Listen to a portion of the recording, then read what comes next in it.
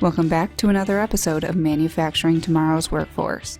I'm Amanda Del Buno, and today we're taking a look at a technology that may be gaining more traction as the COVID-19 pandemic continues to define a new normal for the workplace. Keeping in mind that this interview was recorded prior to the COVID-19 pandemic hitting North America, I was joined by Dirk Schouw, CEO of Tactile, to discuss the benefits of augmented and virtual reality for training. Here's our discussion.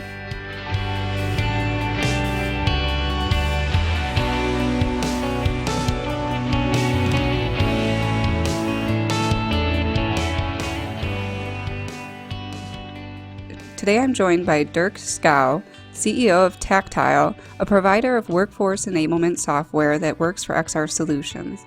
Thanks for joining us today, Dirk. Thanks, Amanda. Happy to be here.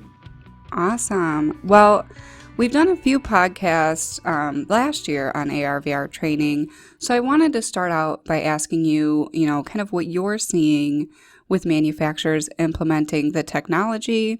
Is it still few and far between? Are more people using it? We talk about it so often, but how common is ARVR really in the industry?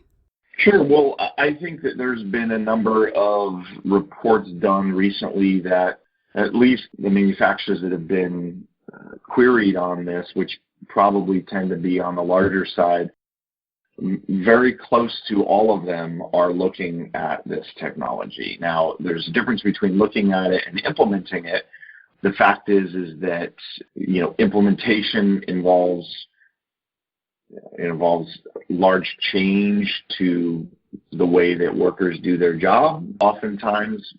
So rolling out of this technology can take many months or even up to a year or even longer to fully implement it. But without question, we are seeing a large number of manufacturers starting to look at this technology. And as more of those folks start to look at it, we start to see production use cases come out of the back end, and those are accelerating. All right. So then for those who aren't buying in yet, whether it is for, economic reasons or implementation issues, why should they be considering the technology? What are the ROI benefits of it that, may overcome these hesitancies that people are having? Yeah, there are a whole number of drivers of this technology. The first of those drivers really has to do with the graying of the workforce, right? We have a very highly skilled set of workers who are wanting to wind down their careers, and you don't have nearly enough younger people coming into this space. The whole mantra of go to college, earn a better living, that sort of a sales pitch has been successful, although as many folks are seeing, is not all it's stacked up to be. So but the fact is that we know that there are, over the next 5 years and 10 years, the aging workforce population of experts are going to be retiring, and just not enough new people are coming in. So the manufacturers are being forced to look for ways to very quickly ramp up the operational capability of the new workers. So companies are thinking about training differently. They're also needing to enable different types of workers in different systems. So modern manufacturers have never been more connected. There's this whole category referred to as IoT, or the Internet of Things, that basically is sensors that allows plant managers to understand better what's going on in the plant, and giving frontline workers access to that information in many cases in a hands-free mode. It's very important, and it's also very enabling for the workers. The way that I look at modern AR/VR technology is really as the knowledge worker has been doing for the last 30 years, their jobs has changed and have been made easier and different because of digital transformative tools. Let's just start with Microsoft Office and Outlook, right? Knowledge workers now, they sit at their desks and their job is on the computer. It's no longer, pen and paper and that sort of thing. And that has become the digital transformation for the modern knowledge worker. But the frontline worker in a manufacturer, they have not had the benefit of these transformative tools, but because they have to use their hands in their job, right? So if you can't hold something, if you're not sitting at a desk while you're doing your job, there has been no tools for you until the modern augmented reality headset, for that matter, and that sort of digital transformation, that tool is going to change the job and the capability of the frontline worker in ways that we can't even imagine over the next 10 years. Right. Wow. So you kind of mentioned, the ROI, and I know you're more on the software side of things, but what does investment to implement these technologies look like from, both the software and hardware side? I presume they go hand in hand. You're going to need both, right? So what kind of goes into that? What should a manufacturer expect when they are, looking to invest in the technology? Sure. Well, as we know, this technology is early, so the costs are going to come down over time. And basically, this ROI is always going to be a factor of increased safety, increased productivity, reduced time to do jobs, that sort of thing. But you need to look at this from sort of a larger perspective as far as like what happens if you don't implement this technology, right? This technology, like as you mentioned, we're a software company and we're not here to pitch our software, but if we look at examples of our customers who've implemented our technology, they have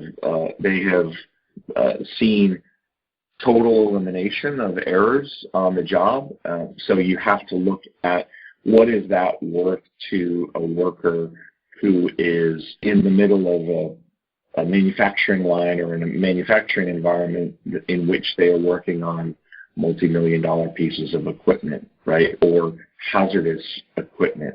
What is the cost to the enterprise for failing to deploy expertise where it is needed. Now, the other side of that, one of the other arguments there has to do with how much time saving a worker has. So we've seen, for example, tasks that would take 2.5 hours for a worker to do drop to a half an hour, let's say, for a maintenance job on a manufacturing line, that sort of thing. So this is going to be a very personal thing for every manufacturer to look at. I mean, an airplane manufacturer is going to have a different, set of ROI metrics that they're looking at than someone who manufactures furniture or some other smaller consumable device. But the real issue here is that the modern worker going forward will have this tool ready for them, and those companies that do not adopt this technology are going to put themselves at a disadvantage. Right, that's interesting. And it's, we've talked with a lot of people about, the other issues with bringing in new people, especially with the skills gap. And as you're seeing, baby boomers retiring, it was interesting because I was talking to someone recently who was like, there's a lot of other costs that come to not properly training that we don't always think about, safety, repetition and having things come out at quality. And those things could be a cost to you that you're not realizing because you're not properly training. And it's just a lack of experience. It's not incompetent workers necessarily. It's how do we get them trained quickly when we get them in the door?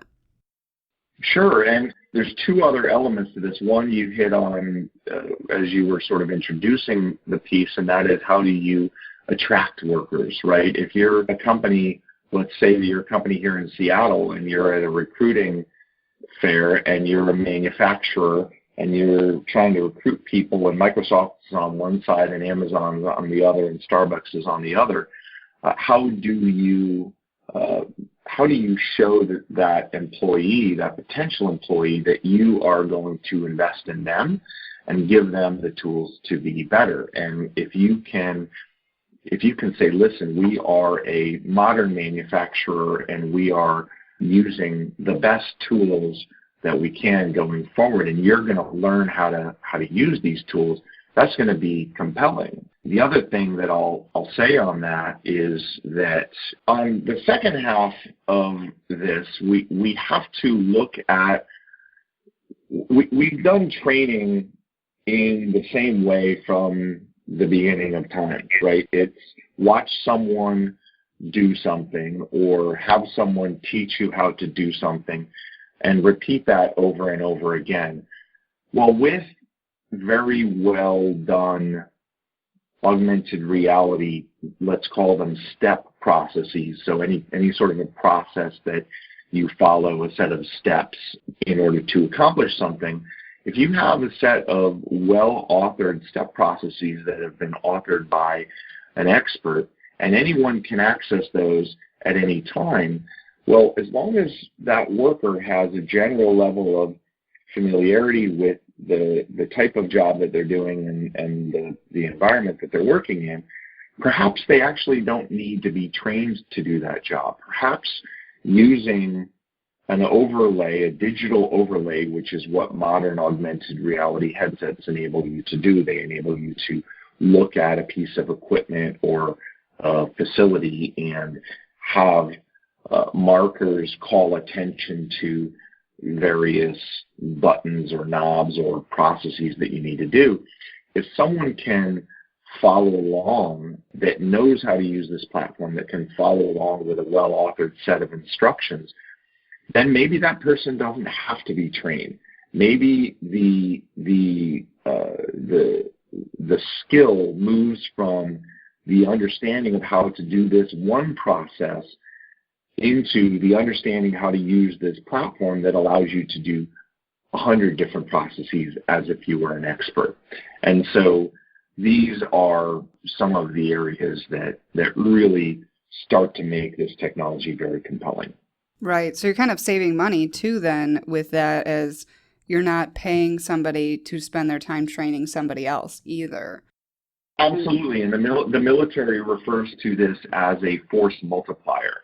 So if you ever watch a military mechanic working on a plane or working on a tank or whatever, there's one guy actually doing the work and then another person holding the instruction book saying, hey, look for the nut right next to this bolt or this joint or something like that. That's what you need to unscrew.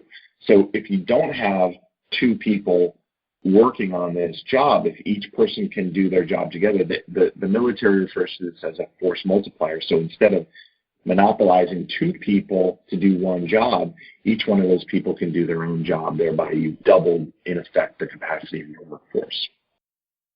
Right, right. And I think that training is something that a lot of companies are keeping in mind when they're hiring on new people. What's going to be the cost of bringing these new people in to replace the old people, new positions, things like that.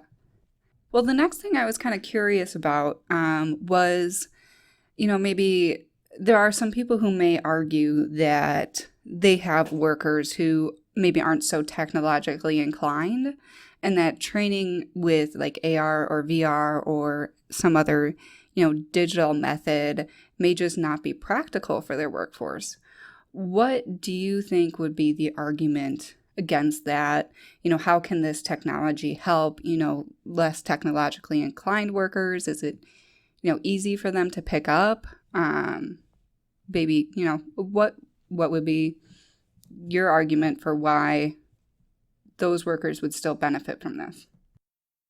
Sure. Well, the true test as to whether technology is doing a good job is when it starts to disappear. And so that's when technology no longer becomes something unto itself, but a part of the whole, right? So if you have a very complex technological solution that is intimidating to a worker who maybe doesn't spend their job sitting in front of a computer, or who isn't a trained computer engineer or anything like that, that's going to be very intimidating to that person. So the real key is to develop the solution such that it just becomes a part of the natural flow of the worker when they do their job. And so this is actually amplified when you are trying to deliver a means by which an expert, someone who's been doing their job for some time, so maybe that's a 50-year-old worker who's been on the job for 25 or 30 years, right? These people are not digital natives, right? They are not people who grew up with an iPhone in their hands. They're people who maybe have intentionally or unintentionally sort of shunned or avoided that technology. You have to make it very, very easy for them to use technology in a way that's not intimidating. And so I think that in the end, if you're sitting in a scenario where you have a person who's, again, been on the job for, let's say, decades, maybe they're not wanting to sort of do the level of intense job that they've been doing before, or maybe they're the only ones that know how to fix this one piece of equipment, and whenever it breaks down on the weekend or in the middle of the night, they get called and they have to come in to do a job, and they don't want to do that anymore, right? They're beyond that. They're more involved in their children or their grandchildren or whatever, and they like their personal life, right? And so to them, if you could show them a way to capture their knowledge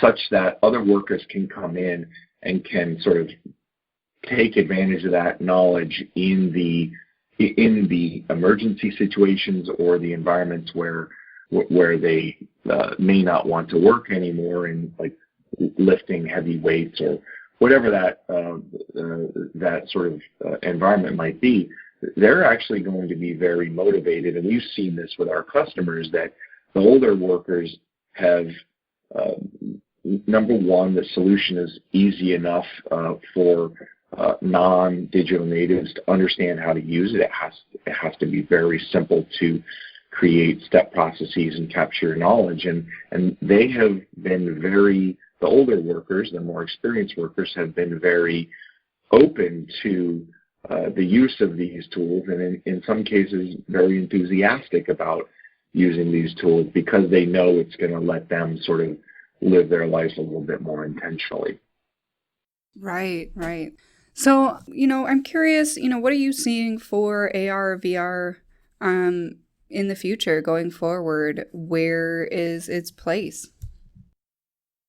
Sure. So you have a number of converging momentum. You have quite a bit of converging momentum going on in this space. Number one, the headsets, right? It starts with the headsets. If you're going to use AR or VR in hands-free mode, you have to have a headset that's usable in an industrial environment. The good news is that probably the biggest challenge of leapfrogging from a technological perspective a current environment in the industrial workplace is introducing new equipment.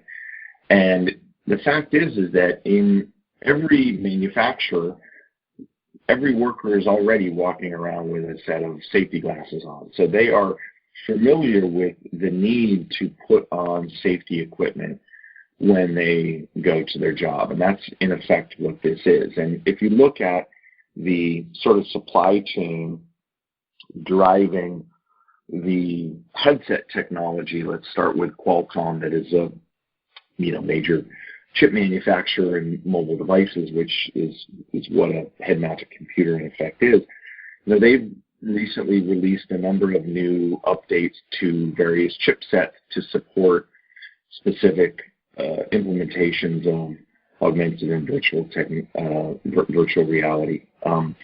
The other part is that you look at, okay, if you're going to use ARVR technology in a production environment, you need to have a solid network connection. And if you have been paying attention to what the carriers are doing, they are very focused on deploying 5G. And 5G is an interesting technology for consumers.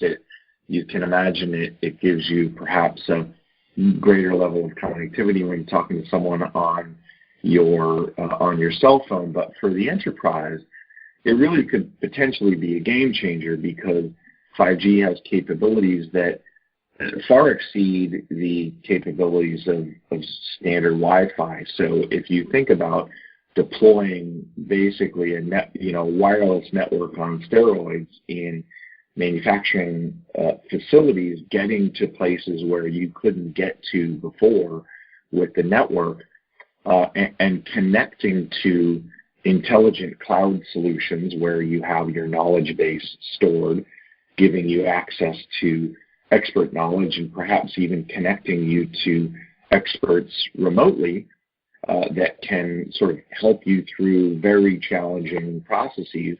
This really is going to change everything. And I just guarantee you, I mean, the genie is out of the bottle on this technology. It has been for a while, but you are now seeing real-world production implementations of this technology. You're seeing accelerated development in the hardware available to deploy to frontline workers. In 5 years and in 10, the environment is going to be very different. And I'll say one more thing about this. This is not a replace your workers solution. This is an enhance your workers solution. So you can imagine, robots have come in and they have dominated certain sectors of the manufacturing space, but where workers have to do multiple jobs, this sort of technology enhances their ability to do multiple jobs and further sort of forestalls, the replacement of human workers by robots for some time, if not perhaps indefinitely in many cases. Interesting. I was kind of had a follow-up question. Curious to see if there are certain sectors of manufacturing that you're seeing maybe embracing the technology more, or that are setting a good example for, AR/VR training in manufacturing. Do you have any of those off the top of your head? If not, that's okay. Yeah, the need to do very small, very specific work with your hands may not necessarily be the best use case for this technology, just because the finite focus that is required from advanced optics and all that to really align specific steps or markers or augmented instructions to a millimeter or sub-millimeter sort of level of accuracy is not really realistic at this point. So you tend to look at, again, you're going to implement this in the sorts of environments where you're able to at this point. So many of these things are indoors, because if you have outdoor environments, you have to deal with the elements and sun and everything like that. So you want it indoors, which is good for most manufacturers. Tend to be sort of larger pieces of equipment where someone may be operating something or maintaining a piece of equipment for that matter. If you're on a very repetitive manufacturing line, then people are going to do the job once or 10 times or whatever, and eventually they're going to do it and they're not going to need any help. So environments where you're asking people to do multiple things, and perhaps areas where you have workers that are, I won't say transient, that's not exactly what I'm thinking, but where you have workers doing multiple jobs as a course of their day, and perhaps they only touch this one piece of equipment once a year or very infrequently, then this sort of a tool can really make sure that they do things correctly in the proper order and in an efficient manner. So those are some areas that we're seeing. Wonderful, wonderful. Were there any other points or anything else you wanted to add before we close out today's podcast? I mean, I'll just summarize in that this is in the very near future going to become required technology, and this really is not an if, it's a when question, and that's a phrase that's thrown around a lot, but this is absolutely the case with this technology. And the companies that embrace this and learn the lessons and the use cases that are optimal for them, specifically using this technology, are the ones that are going to put themselves at a competitive advantage going forward. And I think that people will find that it's easier and less expensive to deploy these sorts of solutions than they think. I mean, many solutions, including our platform and others, are production grade solutions. These are not little test samples of, this is not the art of the possible. This is how you get this technology in production to make your enterprise safer, more resilient, and more productive. And I just encourage people to consider this as they think about their company into the future. Wonderful. Well, thank you again so much for joining us today and sharing all this information with our listeners. It's been a popular topic from our previous episodes, and I think that they're going to take away a lot of new information from our discussion today. Thank you very much, Amanda. And that was my interview with Dirk Scow, CEO of Tactile. Don't forget to like and subscribe to Manufacturing Tomorrow's Workforce on your favorite podcasting app, and stay safe out there.